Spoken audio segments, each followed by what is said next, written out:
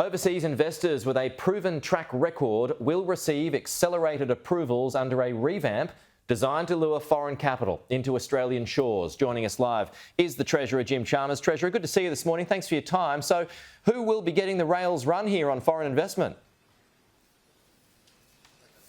Oh, morning, Pete. What this overhaul of our foreign investment framework is all about is strengthening it so that we can minimise risk, but also where there is investment which is clearly in our national interest, to streamline it where we can. What happens right now is the system gets more or less gummed up by spending a lot of time and resources on low-risk proposals. We want to spend more time and effort and energy and resources on the higher risk proposals in some of our critical industries, and that's why we are substantially strengthening the foreign investment regime, making it more robust so that we can minimise risk and maximise the right kind of investment. OK, the concern from the opposition, and they've already been on about this today, and while it does support foreign investment when it's in our national interests, their concern is that by favouring preferred industries, you make things harder for other industries. Is that the case? Oh, of course not. You know, they're not awash with economic credibility. We understand that every time that they open their mouth.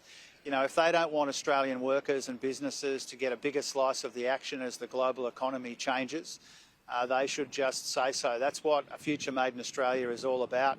It's not about manufacturing the past, it's about powering the future. It's about making ourselves an indispensable part of the global net zero transformation. That's what the future made in Australia is all about. It is only partly about substantial public investment. It's also about attracting private investment from around Australia and indeed from around the world, but making sure that where it comes from other parts of the world that it's in our national interest, and that's why we're strengthening the foreign investment. Your own hand-picked productivity commissioner, though, is concerned about future made in Australia.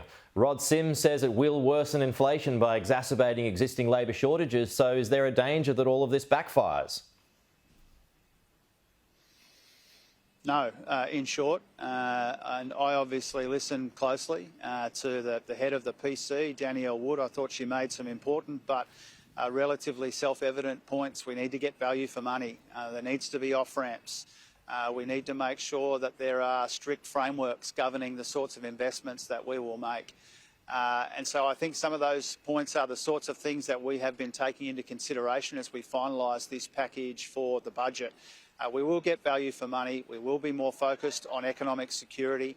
We will be focused on making our economy more competitive and more productive, making ourselves an indispensable part of the global net zero economy, and making sure that we're investing in the capabilities of our people and our regions. These are the sorts of very strict tests and frameworks which we intend to legislate, which will govern our public investment in these important objectives. But again, recognising that the public investment is not about replacing private investment, it's about attracting it. Yeah, OK. Now, just on the budget, just weeks away, there are claims or were claims yesterday of a $12 billion cost overrun. So are you focusing too much on growth and not enough on tackling inflation? Oh, of course not. You know, the fight against inflation is still the primary focus of the budget that I hand down in 13 days' time, but it's not the sole focus. What we've shown in our first two budgets is we're able to focus primarily on the cost of living pressures that people are under at the same time as we lay the foundations for future growth and get the budget into better nick. You know, the budget is much stronger now than when we came to office. We've seen inflation almost halve since we came to office. We'd like it to moderate further and faster. We know that people are under the pump, and what they can expect to see in the budget is more cost of living help, but designed in a way to take the edge off this inflationary problem in our economy rather than add to it.